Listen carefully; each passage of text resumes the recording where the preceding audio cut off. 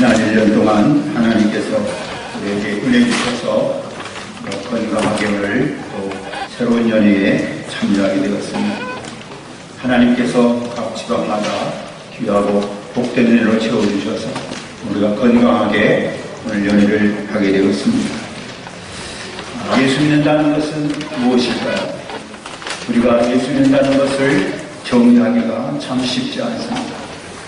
그러나 우리가 예수 믿는 것을 한마디로 이야기할 수 있다면 그것은 아마도 변화일 것입니다. 그래서 예수님께서 이 땅 위에 오셔서 가장 첫 번째 행하신 사역은 물을 포도주로 만드신 분입니다. 그 당시 이스라엘 백성들은 물이 나빠서 늘 포도주를 물 대신 즐겨 마셨기 때문에 아무 맛도 없는 물이 굉장히 맛있는 포도주가 되었습니다. 이것은 얼마나 큰 변화인지 모릅니다. 정말 엄청난 변화였습니다.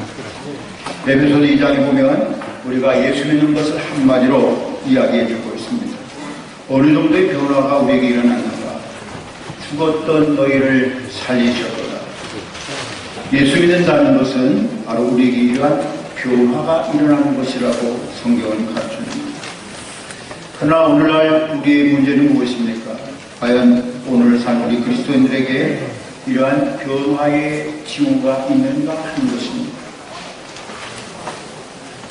다른 말로 표현해서 믿지 않는 사람들이 과연 우리 믿는 사람들에게서 어떤 변화를 감지하고 있는가 하는 것입니다. 예수 믿고 난 이후부터 직장 상사와 직장 동료들이 우리에게서 변화를 감지하고 있는가? 그렇다면 우리는 그리스도인입니다. 그러나 만일 우리에게 이러한 변화가 없다면 혹시 껍데기만 있는 신앙은 아닌가? 나는 그리스도인이라고 하지만 하나님 입장에서 볼 때 전혀 구원받지 못하는, 가치관이 여전히 바뀌지 않은 그저 종교인 가운데 한 사람이 아닌가? 우리의 믿음을 다시 한번 생각해 보아야 합니다. 믿는 사람, 그러면 믿지 않는 자들과 뭔가 달랐습니다. 늘 그들은 구원받은 자로서 하나님의 자녀된 자로서 그 위상을 잃지 않았습니다. 초대교회 시절 예루살렘 교회로 말미암아 그 도시가 떠들썩했죠. 예수 믿는 사람, 그러면 그들의 위상이 얼마나 하늘로 치솟았는지 모릅니다. 로마 시대 때는 예수 믿는 사람들을 핍박했습니다. 그러나 그리스도인들은 핍박받을지언정 그들의 위상을 전혀 잃지 않았습니다. 로마 역사를 살펴보면 그들의 자녀를 결혼시킬 때에는 배우자를 그리스도인들 가운데서 찾았습니다. 로마 군관들이 그리스도인들을 잡아다가 감옥에 놓고 핍박하면서 말이죠. 왜 그랬을까요? 그 당시 로마 사회는 지극히 타락했기 때문입니다. 서로 믿지 못해서 도무지 딸을 시집 보낼 수가 없었던 거죠. 그러나 그리스도인들은 그렇지 않다는 것을 로마 고관들은 알고 있었습니다. 그들은 재산이 없을지 모릅니다. 비록 핍박받는 한 무리의 종교단체일지도 모릅니다. 그러나 그들에게는 어떠한 위상이 있었습니다. 이것이 기독교가 이렇게 급속도로 전파된 이유 가운데 하나입니다. 다시 말해서 초대교회 그리스도인들은 자기 나름대로의 독특성을 가지고 그 사회를 앞장서서 또 암암리에 이끌어가고 있었던 것입니다.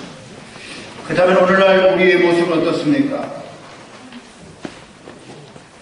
사람들이 우리를 향해서 어떤 독특성이나 위상을 인정해 준다고 생각을 하십니까? 가정에서, 직장에서, 친구들이나 친척들에게서 그리스도인의 어떤 위상을 얻고 있습니까? 하나님 주신 이 엄청난 변화, 하나님이 인간의 몸을 입으시고 자신의 몸을 갈보리 십자가에서 다 찢어가면서까지 우리를 변화시켜주신 이 놀라운 신분의 변화, 오늘날 그리스도인들이 이 위상을 다시 한번 회복해야 할 때입니다. 어떻게 해야 회복할 수 있을까요? 하나님의 능력을 나타내 보이며 살아야 합니다. 굉장히 중요한 말씀이죠. 얼마나 사도들의 능력이 나타났을까요? 그리스도인들의 위상이 얼마나 대단한지 베드로만 만나면 모든 병자들이 다 낫고 안전병이가 일어났습니다. 근데 베드로 한 번 만나기가 너무나 어렵습니다. 그래서 길가에 그 병자를 메고 와서 눕혀놓고 베드로가 지나갈 때 손은 고사하고 그림자라도 덮였으면 낫겠다고 생각하면서 그렇게 줄을 선 사람이 많았습니다. 오늘도 하나님의 이적은 있습니다. 오늘도 치유는 있습니다. 하나님은 오늘도 병자를 고치십니다. 하나님 앞에 간절하게 기도할 때 하나님의 뜻이면 하나님께서 내 병을 고쳐주실 것이고, 그렇지 않으면 데려가실 것입니다. 그것도 하나님께서 하실 일입니다. 우리는 다만 믿음으로 기도할 뿐입니다. 그러면 표적과 기사는 무엇일까요? 복음서에 보면 기사라는 단어밖에 나오지 않습니다. 예수님께서 기적을 일으키시고 병자는 고치셨는데 그것을 뭐라고 표현했느냐 하면 기사라고 했습니다. 그러니까 초자연적인 일입니다. 그런데 요한복음에 가서 보면 똑같이 예수님께서 병을 고치시고 기적이 일으키심을 보고 표적이라고 이야기합니다. 기사라고 이야기하지 않았습니다. 그리고 사도행전에 오면 표적과 기사가 같이 등장을 합니다. 왜 그럴까요? 표적은 무엇이고 기사는 무엇입니까? 두 가지 사건이 다른 사건일까요? 아닙니다. 똑같이 병 고친 사건인데 성경이 그것을 다르게 부를 뿐입니다. 무슨 이야기인가 하면 예수님께서 이 땅에 오셔서 소경의 눈을 뜨게 하시고 안전병을 일으키실 때 사람들이 이야 놀랍다. 저건 기사야. 초자연적인 능력이야. 공강복음서가 끝나가면서 사도 요한이 그 말씀 가운데 이야기합니다. 너희들이 이 기사를 가지고 놀랄 것이 아니라 이것을 표적으로 인식해야 합니다. 표적이란 기사 자체가 아니라 중요한 것이 아니라 그 기적 뒤에는 하나님의 교훈이 중요하다는 이야기입니다. 그래서 사도행전은 기사가 따라오고 표적이 따라옵니다. 즉 믿는 모든 그리스도인들은 모든 기적, 하나님의 초자연적인 능력 그 자체만을 사모할 것이 아니라는 것입니다. 하나님이 그 기적을 왜 일으키셨을까요? 하나님이 그 기사를 왜 일으키셨을까요? 왜 우리 교회에 허락하셨을까요? 하나님의 말씀을 들을 줄 알아야 된다고 말씀합니다. 그러면 도대체 그리스도인들은 어떤 위상을 가지고 살아야 할까요? 우리는 어떤 모습으로 이 세상의 삶을 영위해야 할까요? 그 원리를 오늘 12절에서 16절을 보면 알 수 있습니다. 곧 예수님께서 살아오신 것 같습니다. 지금 사도들의 행한 기적은 예수님께서 행한 것과 너무나 똑같습니다. 예수님께서 그 방법으로 병을 고치셨고 예수님이 그 모양으로 그들을 고치셨습니다. 그런데 사도들이 똑같이 그 흉내를 내고 있는 것 같죠. 우리에게 주시고자 하는 메시지는 의외로 간단합니다. 우리가 어떻게 그리스도인의 위상을 가지고 이 세상을 전도할 수 있겠는가 하는 것입니다. 이 세상을 하나님의 영광을 위하여 그들의 눈길을 하나님께로 이끌 수 있겠는가 하는 것이죠. 원리는 하나입니다. 하나님의 능력을 나타내야 합니다. 그 말씀은 다른 말씀이 아니라 살아계신 예수 그리스도께서 우리의 삶을 동시에 역사하도록 해야 한다는 말씀입니다. 그리스도인의 삶이란 무엇입니까? 과거에 죽었던 예수님, 하나님은 저 하늘에 계시고 나는 예배당에 있구나. 이것이 아닙니다. 그건 예수 믿는 것이 아닙니다. 그러면 변화가 하나도 없습니다. 예수 믿는다는 것은 하나님의 능력이 부족한 나를 통해서 나타나야 합니다. 내가 한마디 할 때 내가 말하는 것이 아니고 내 안에 부활하신 예수님께서 사셔서 내 혀를 다스려야 합니다. 화가 날 때 내뱉고 싶은 것이 있어도 참을 수 있어야 합니다. 행동 하나를 하더라도 예수님을 닮아야 합니다. 내 생각과 이론을 날마다 그리스도에게 복종시켜야 합니다. 무슨 말씀일까요? 그리스도의 위상은 다른 데서 나오지 않습니다. 부활하신 예수 그리스도께서 내 마음에 살아계셔서 나를 통하여 역사하시는 것입니다. 살아계신 주 나의 소망. 우리는 살아계신 예수님을 믿는 사람들입니다. 하늘에 계신 예수님이 아닙니다. 돌아가신 예수님이 아닙니다. 예수님께서 우리의 삶 속에 살아나게 하심으로 그리스도인의 위상을 회복하시기를 바랍니다. 복음을 증거하는 삶을 살아야 합니다. 도대체 복음을 전하는 것과 그리스도의 위상을 높이는 것이 무슨 상관이 있을까요? 우리가 왜 삽니까? 많은 사람들을 존재하기 위해 삽니다. 내 존재를 위해 삽니다. 단순히 잘 살고 병 안 걸리고 행복하고 병이 걸렸다가도 금방 낫고 그래서 오복을 다 누리는 이 땅의 존재, 그것을 목표로 사는 사람들이 많습니다. 오늘도 수많은 그리스도인들이 자신의 삶 자체가 존재 자체를 목적으로 사는 사람들이 얼마나 많은지 모릅니다. 내가 목적입니다. 우리가 왜 살아야 합니까? 우리는 부름받은 삶입니다. 하나님의 부르심을 위해 살아간다고 성경은 이야기하죠. 하나님이 왜 우리를 구원하셨을까요? 왜 이 땅에 보내셨습니까? 사도행전 1장 8절은 이렇게 이야기합니다. 오직 성령이 너희에게 임하시면 너희가 권능을 받아 예루살렘과 온 유대와 사마리아와 땅끝까지 이르러 내 증인이 되기를 하십니다. 오직 성령이 우리에게 임하시면 우리가 권능을 받고 예루살렘과 온 유대와 사마리아와 땅끝까지 이르러 예수님의 증인이 되는 것입니다. 이것이 우리 인생의 목표가 되어야 합니다. 우리는 하늘나라를 이 땅에 전파하는 하나님의 대사입니다. 우리의 모든 목적이 여기에 초점을 맞추어야 합니다. 병을 고쳤는가 안 고쳤는가 그것이 중요한 것이 아닙니다. 감옥에 갇혔는가 안 갇혔는가 그것이 중요한 게 아닙니다. 중요한 것은 증인 노릇을 했느냐 아니 했느냐 바로 이것이 중요한 것입니다. 14절의 말씀을 보면 사도들이 병을 고치기 위해 증거가 일어났습니다. 그래서 믿고 죽게 나온 자가 큰 무리가 되어서 나왔습니다. 그러면 이런 생각하죠. 병 고쳤는데 당연히 교회에 나와야지. 그럴까요? 병 고쳤다고 다 믿을까요? 아닙니다.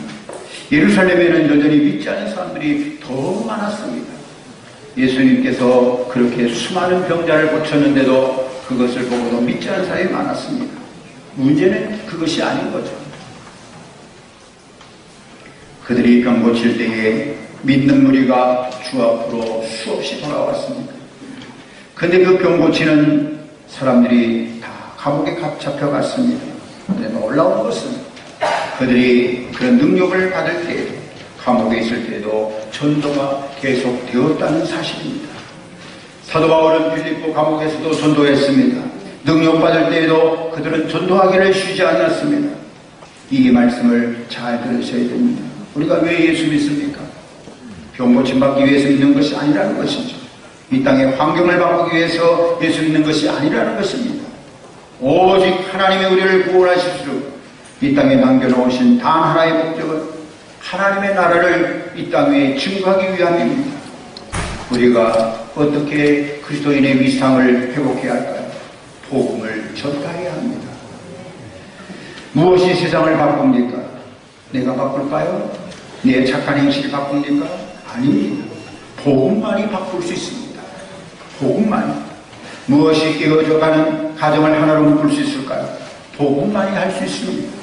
무엇이 죽어가는 사람을 구원할 수 있을까요? 복음만이 할 수 있습니다. 그래서 사도 바울은 내가 복음을 부끄러워 아니하노니 이 복음 모든 믿는 자에게 구원을 주시는 하나님의 능력이 됨이라고 말씀합니다. 복음이 하나님의 능력임을 믿으시기를 축복합니다. 복음이 세상을 구원합니다. 그렇다면 그리스도인의 증인이 되시기 바랍니다. 무엇이 사회를 변화시킵니까? 무엇이 여러분의 가족을 변화시키고 무엇이 여러분의 자녀를 올바른 길로 인도할 수 있을까요? 복음뿐입니다. 우리 모두가 이 복음을 증거하며 이렇던 그리스도인의 위상을 회복하시기 바랍니다. 복음을 전하는 성도가 되어야 합니다. 끝으로 절대적인 순종입니다.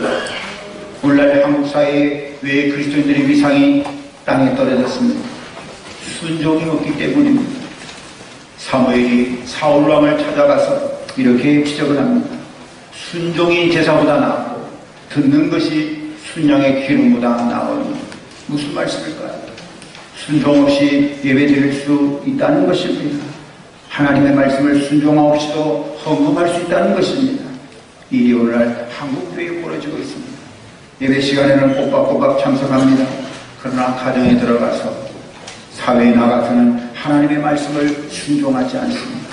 교회에 와서는 찬송하지만 집에 가서는 욕을 쏟아냅니다. 사회에 가서는 부정을 저지릅니다. 거리에 다니면서 싸우기는 1등입니다. 아파트에서는 악랄한 사람으로 소문나는 교회에 가면 집사입니다. 그리스도의 위상이 다 떨어졌습니다. 하나님은 이 죄를 끊어버리라고 말씀하십니다. 오늘 우리가 이 위상을 어떻게 회복할 수 있을까요? 하나님의 말씀에 철저한 순종만이 우리를 회복시켜 줍니다. 예배가 무엇입니까? 왜 예배에 참석하십니까?